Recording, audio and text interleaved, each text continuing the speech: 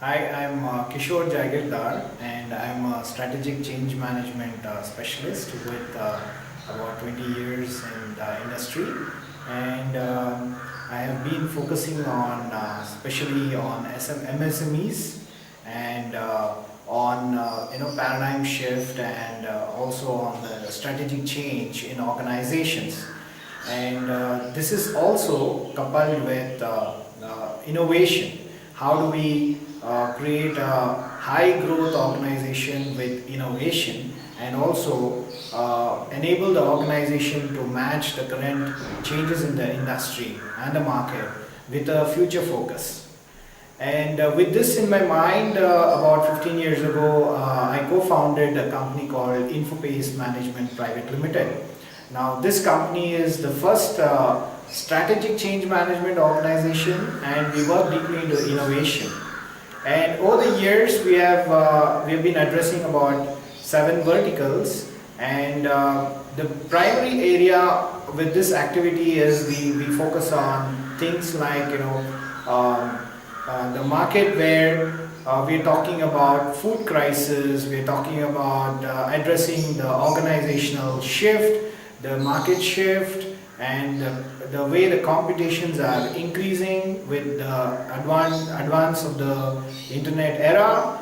And what we found is that disruptive innovations have in the recent times post 2008, after the global recession, a lot of changes has come into the market, and these things brought a new revelation to us. What is it is that we found that first of all, disruptive innovations are now taking front, and with that the life cycle of organizations have come down.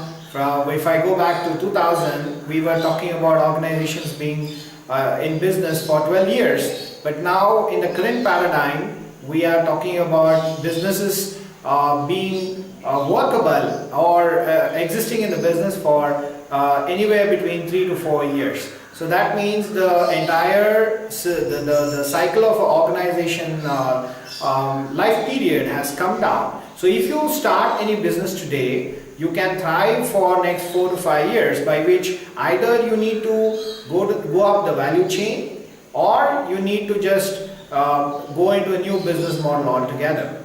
Now, with all these changes happening, it is more like coming. I draw an analogy of being in a river where you are in a boat, and if someone tells you that you have about a kilometer away where there's a waterfalls, you have plenty of time to take a decision and go back to safety. But what if you are told that you are just 10 meters away from the waterfalls and you can hear the thundering sound of the waterfalls? Now that's exactly where we are, where disruptive innovations are not just we have seen in the last 60 years incremental change in the way the market behavior took place. Innovations were more incremental, like for example the telephone being an instrument with a 3-piece instrument becoming a 2-piece instrument, and then gradually you came up with this cordless phones, and then gradually it shifted into mobile technology. But today you're seeing the innovations that are coming, a combination of several appliances where the whole industry paradigm shifts. So that means any innovation that you talk about is not incremental, but it changes the existing model of business with a totally new version, and we have very little time to understand this and comprehend this and then adapt to it.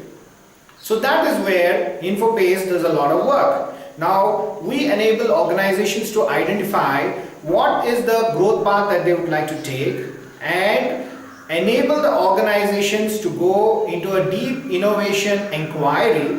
And we normally follow the ad card model, that is A for creating awareness, D for creating a desire for change, and then after the desires for change is created, what is the knowledge that is required to shift into that change is then created.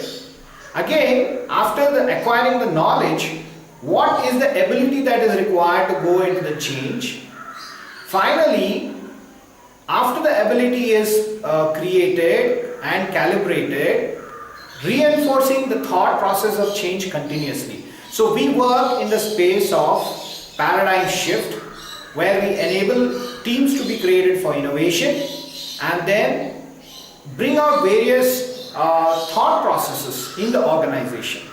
Now we have addressed few areas, the verticals, in the areas of energy, education, waste management, and we have also worked on skill development, primary health care, and MSME. How do we work towards the growth of MSME?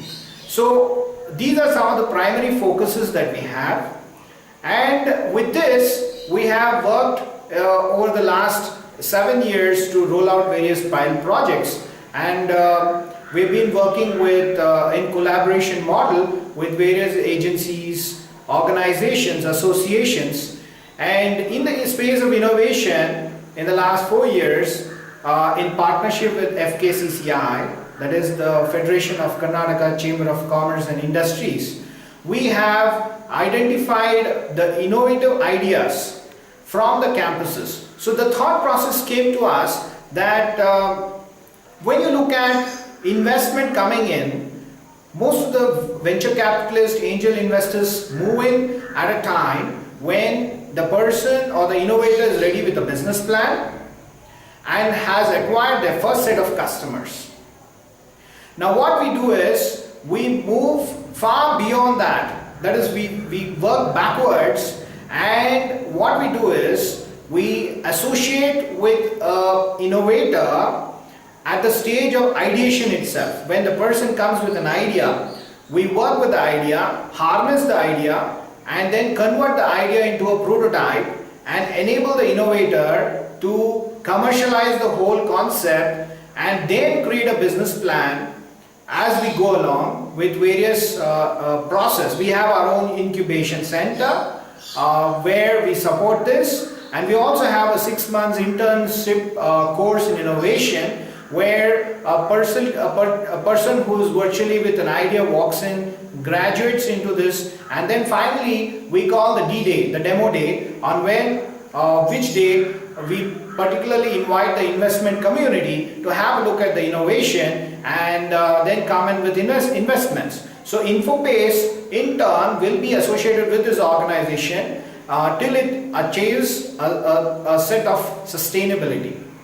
Now, going back to the other areas, addressing things like food crisis. So what we thought is, why don't we work on integrated farming? So we have mobilized about 5,000 acres of land in different parts of Karnataka, where we are working on collective farming. This is a concept that we have been working with hands-on experience of people who have been on the field, have worked with the farmers, and we have created a lot of self-help groups, and these groups are assisting us in talking to the farmers. And of late we are also now taking up a project of food park which is coming up in Mandya. The objective is to create a food corridor right from Chamarajanagar to the extent of Mandya district till Kerpura. Now the idea here is to create a supply chain for the food processing units which will come up in this food park, and we are hoping to bring about 20,000 acres of land in partnership of the farmers there, and we are hoping to have various options of cash crops and sugarcane to be cultivated with back-to-back buyback order, and also assistance to the farmers in the areas of scientific farming, mechanization, labor, and financial assistance as well. Now this is one area that we have addressed towards the food security.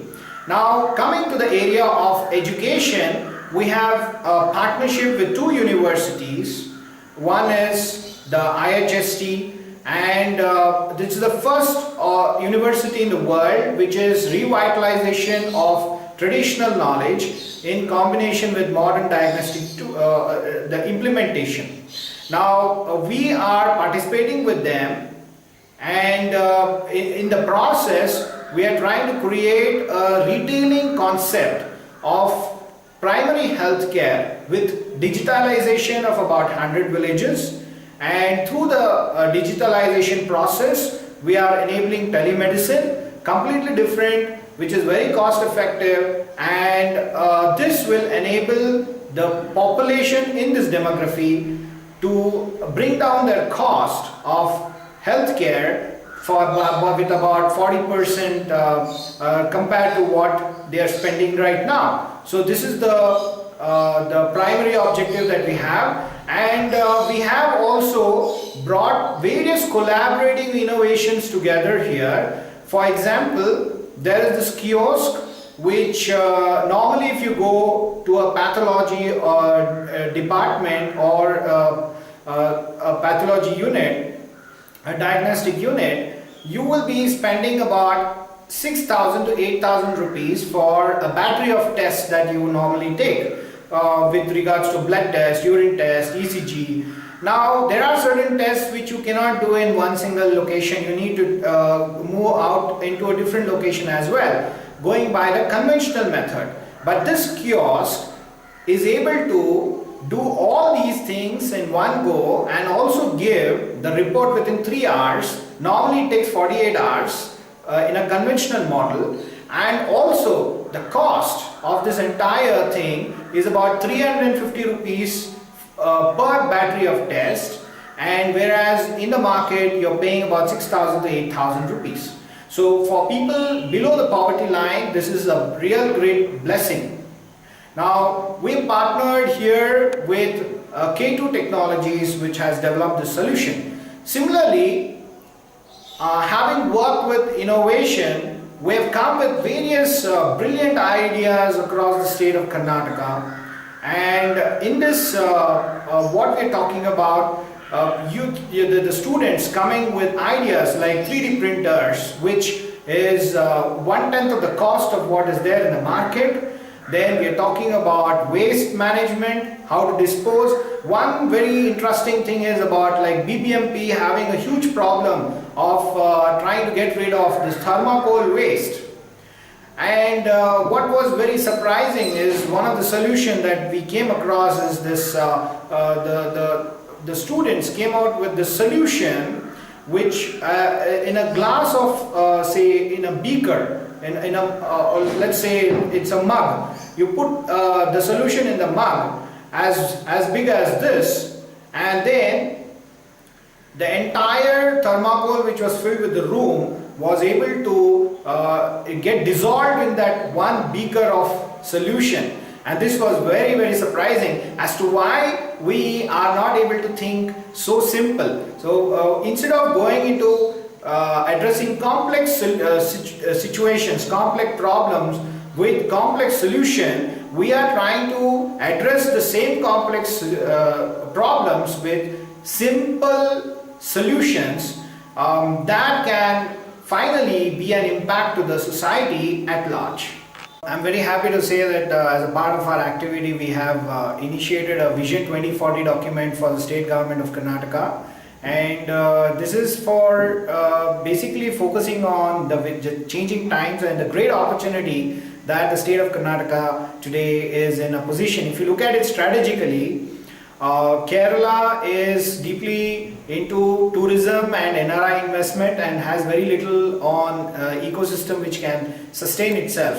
And its population, if you see the population itself, is a majority of the men are based outside the state. The same way, if you look at Tamil Nadu, the strength of Tamil Nadu is more on at the panchayat level, and their focus is on agri-based business and automobiles.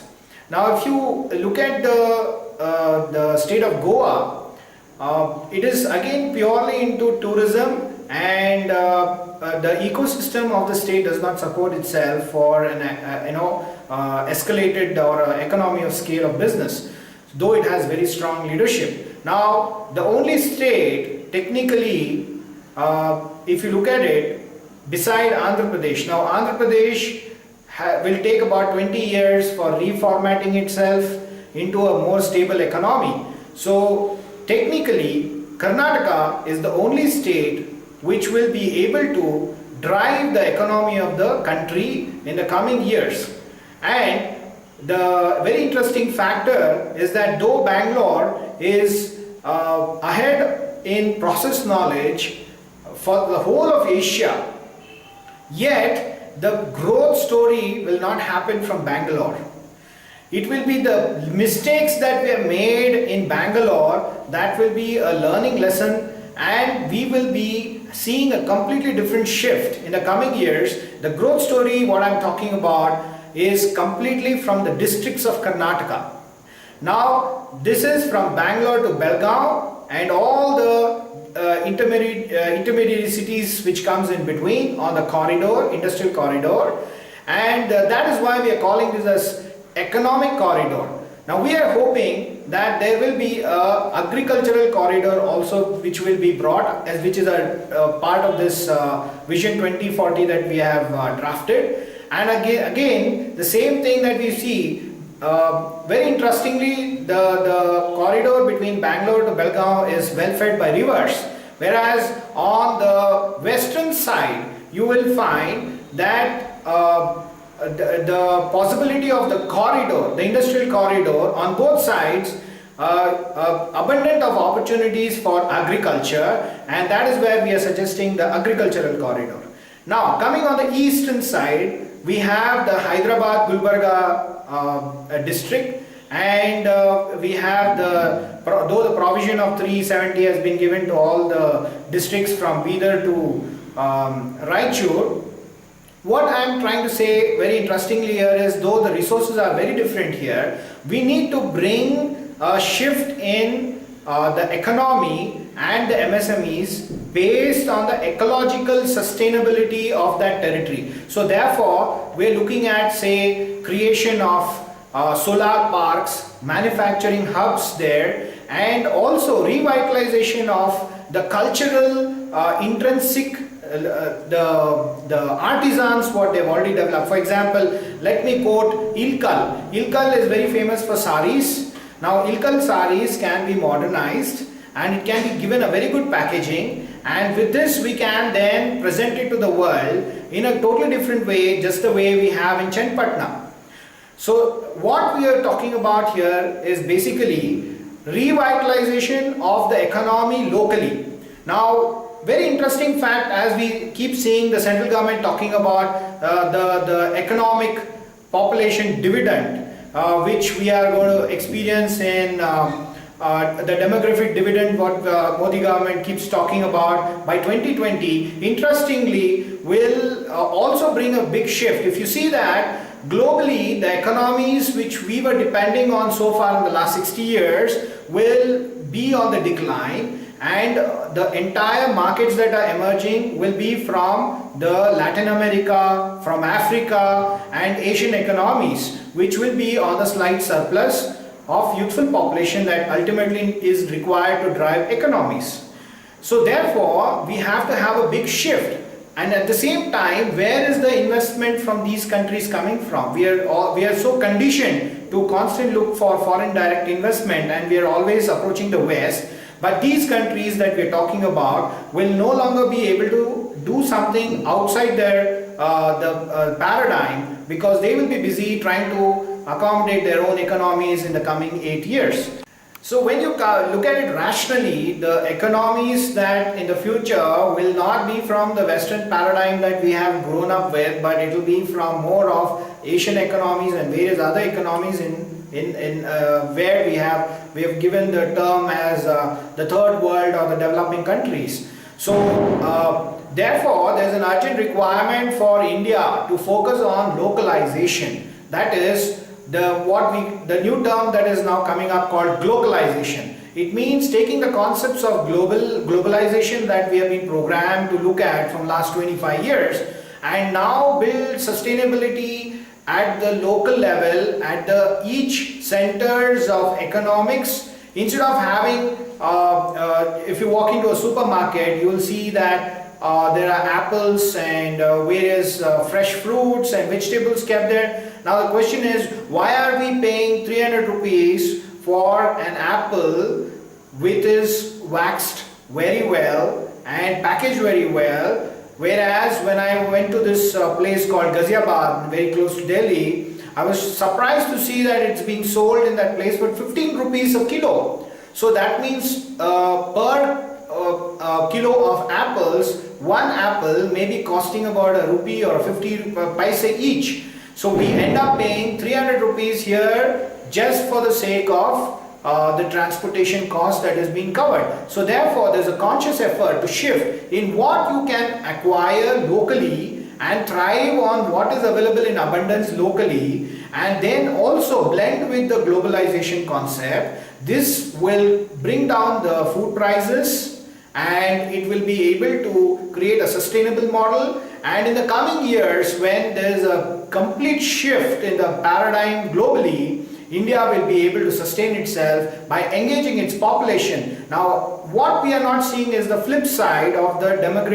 demographic dividend. Because if you have such abundant population, you need to provide them food, you need to provide them engagement of occupation, otherwise we will have a disruptive society. So therefore, it is an urgent need for Karnataka, which is the only state in South India which has this ability to capitalize on the opportunity which the times are giving on a platter. At the same time, also to see that out of the 47 million surplus population of youth which will be coming as skilled population in 2020, almost 20 to 27% of that population will emerge from Karnataka, because we have the highest number of educational institutions in the country. Need for Karnataka to understand and visualize where we are heading towards and work on what is coming or emerging as a market phenomena in the coming years, rather than trying to make surgical corrections and incremental progress in terms of what we are seeing today. Because anyway the organization life cycles have come down, business paradigms are shifting, therefore many of the industrial beds that we are seeing are closing because of non-sustainable models of market condition. Therefore we need to work on creating a new paradigm or utilizing the essence of the industry into a new avatar altogether. And that is where we are talking about creation of parks, where we talk about energy parks, we talk about food park, similarly education park, and we bring together all the resources together for a plug and play model. And that's exactly what the future business economies will be demanding from us. Now, next level would be also looking at sustainable cities. Now, we have seen distress migration making population shift from the last few years from various rural to the urban centers, and creating a crisis for the cities which are not able to sustain it. Taking an example of Bangalore, 10 years ago, we were hardly about say 40 lakh population, and today we have unofficial figures have gone up to 1 crore 30 lakhs population, out of which a majority of it goes into floating population. So therefore we need to look at creating smart cities. These smart cities to be sustainable, I am talking about smart cities which are more or less towns, smart towns which are sustainable, which follow the grid, which are off the grid in energy solution, where they can produce their own electricity. Instead of focusing on large investments and huge grand plans about smart city creation, my suggestion or recommendation would be to look at urbanization, where we take about a stretch of 300 acres of land and create a small township, which is smart township, which has which is clearly divided by a grid, and which is following off-grid solution, where they are able to generate their own food, generate their own electricity, and complete management of the sanitation system as well, where everything is recycled. and it creates a very harmonious blend towards the ecology. Now creating small towns along the way with the cluster of that would automatically become a smart city. So I would recommend such kind of concepts which are doable, manageable, and far less in cost wise in implementing a grand plan that normally the Western countries have followed, which with this one will be suitable more to our ecology and our condition, and at the same time the kind of the demographic dividend that we are looking at. So I would say whatever we do, we need to touch the common man's life, and this will give a very inclusive opportunity of people to have a home of their own, and at the same time avail all the best amenities, including education, facilities, and civic amenities, and this will give a wonderful experience suitable to our growth rate. And overall, I would look at this as a recommendation of the 2040 vision.